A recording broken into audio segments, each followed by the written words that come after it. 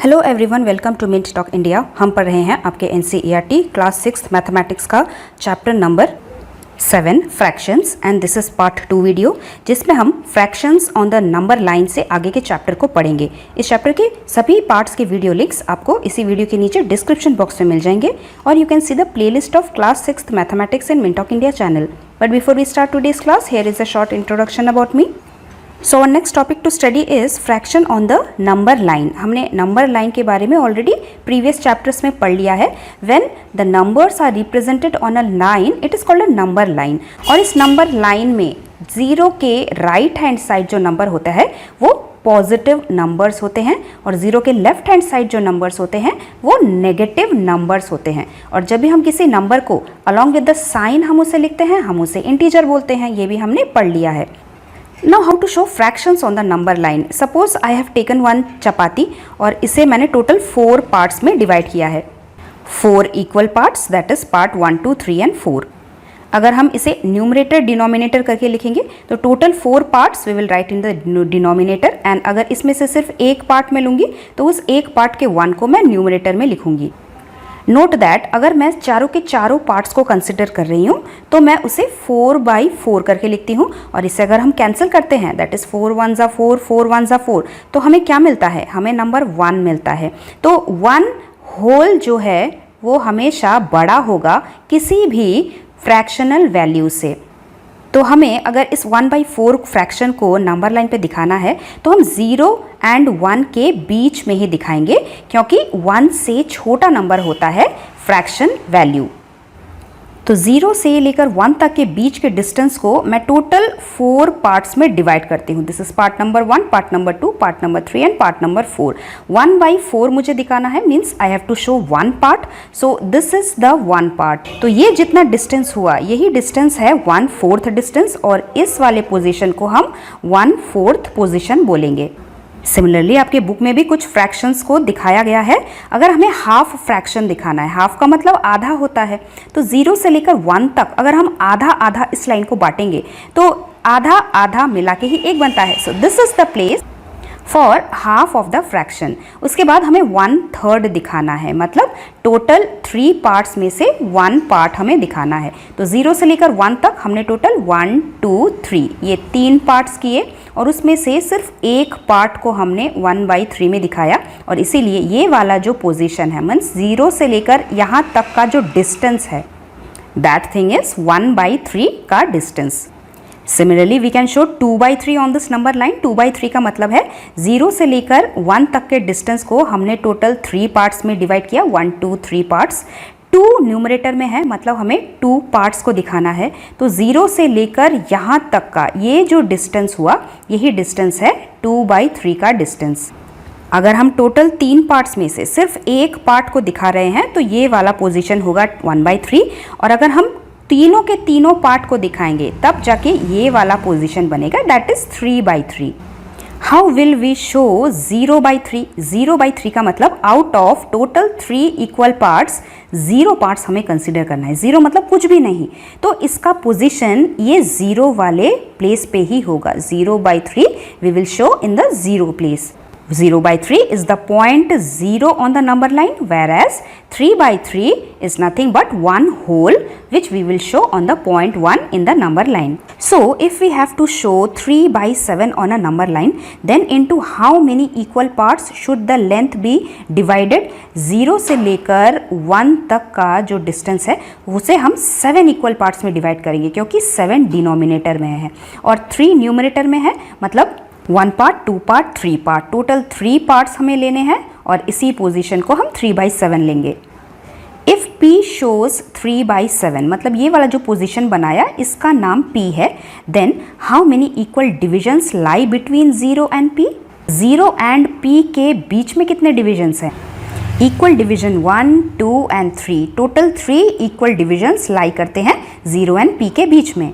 Where is 0/7? 0/7 का place ये वाला है, 0 के पोजीशन पे। Where is 7/7? 7/7 1 के प्लेस में ही आता है, that is 1 whole. Let us do some try these questions. Number 1, we have to show 3 by 5 on the number line. 3 parts out of total 5 equal parts. तो हमें 0 से लेकर 1 तक टोटल 5 equal parts बनाने हैं. इसमें से टोटल 3 पार्ट्स को हमें कलर करना है या फिर कंसीडर करना है. तो this is 1 part, this is 2 part, this is 3 part. तो ये वाला जो पोजीशन हुआ, this is the place of 3 by 5th fraction. Next is show 1 by 10 in the number line. 1 by 10 मतलब टोटल 10 पार्ट्स में से 1 पार्ट को हमें दिखाना है. तो 0 से लेकर 1 तक हमें टोटल 10 पार्ट्स कर लेने हैं. तो यहाँ पे टोटल 10 पार्ट्स मैंने कर लिए हैं. सो दिस इज 1 पार्ट. तो ये वाला जो प्लेस होगा ये 1 by 10 का प्लेस होगा. 0 by 10 कहाँ होगा? 0 मतलब कुछ भी नहीं, जीरो पोजीशन. तो ये जो 0 पोजीशन है इसी को हम 0 by 10 लिखेंगे. 5 by 10 हम कहाँ लिखेंगे? Total 5 parts, 1 part, 2 part, 3, 4, 5 parts. तो यहाँ तक 0 से लेकर यहाँ तक का जो प्लेस है यही प्लेस है 5 by 10 का place.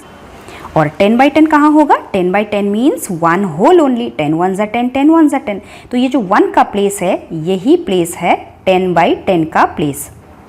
Next is question number 3. Can you show any other fraction between 0 and 1?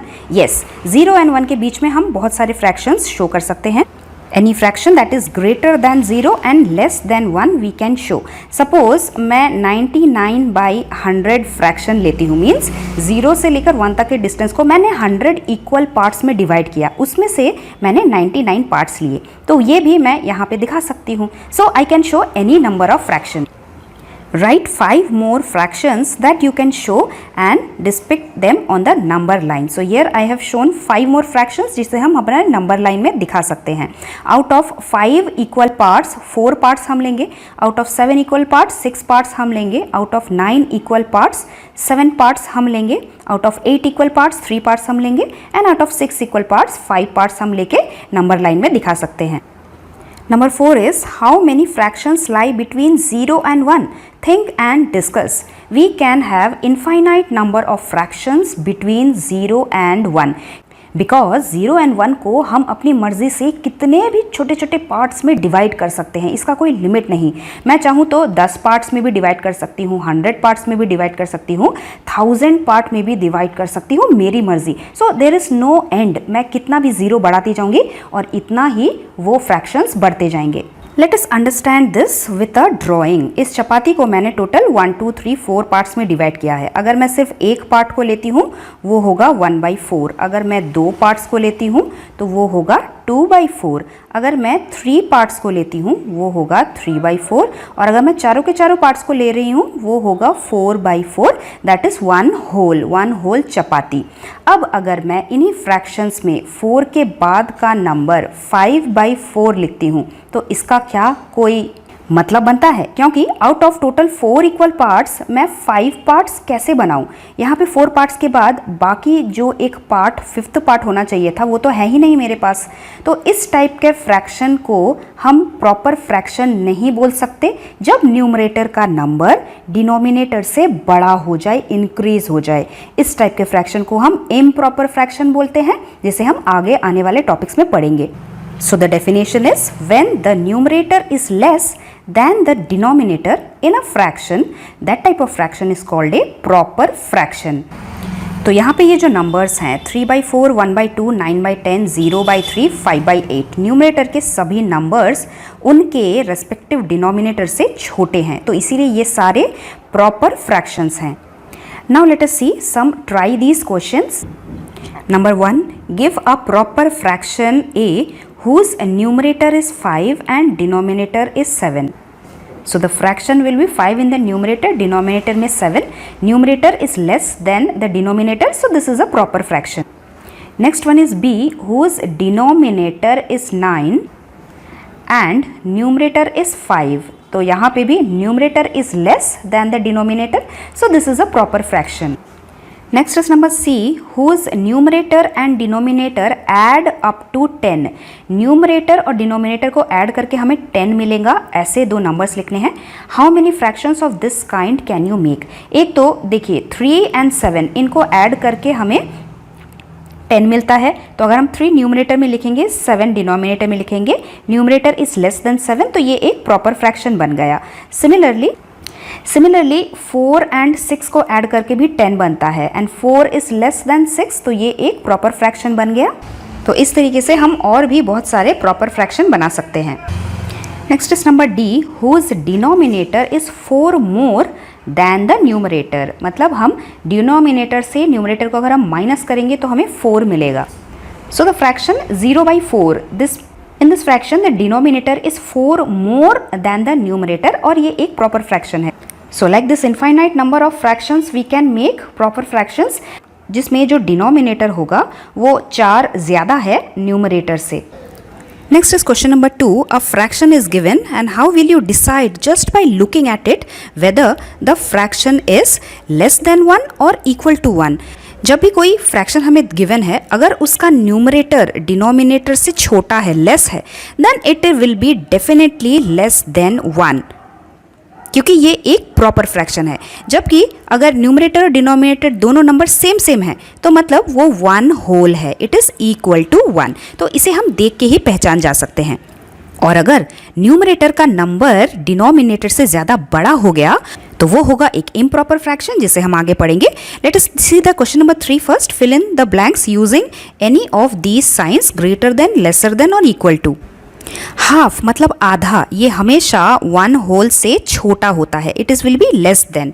3/5 मतलब न्यूमरेटर डिनोमिनेटर से छोटा है, so this is a proper fraction और ये हमेशा 1 से लेसर देन होता है। Next fraction is 1 and right side में है 7/8। तो 7/8 एक प्रॉपर फ्रैक्शन है, ये हमेशा छोटा होता है 1 से, सो लेसर देन का साइन इधर राइट हैंड साइड। डी वाला है 4/4। 4/4 मतलब न्यूमरेटर डिनोमिनेटर सेम है, this is equal to 1 whole, तो हम फिल इन द ब्लैंक्स में इक्वल टू लिखेंगे। And the last one is 2005 ऊपर 2005 नीचे, ऊपर और नीचे दोनों सेम है, means it is 1 whole only, हम इक्वल टू का साइन लगाएंगे। Now coming to next topic, improper and mixed fractions. Let us complete in our part 3 video, जिसमें हम improper fractions के साथ mixed fractions भी सीखेंगे and will also solve exercise 7.2 questions. So stay tuned, we'll meet very soon. Thank you very much. Bye bye.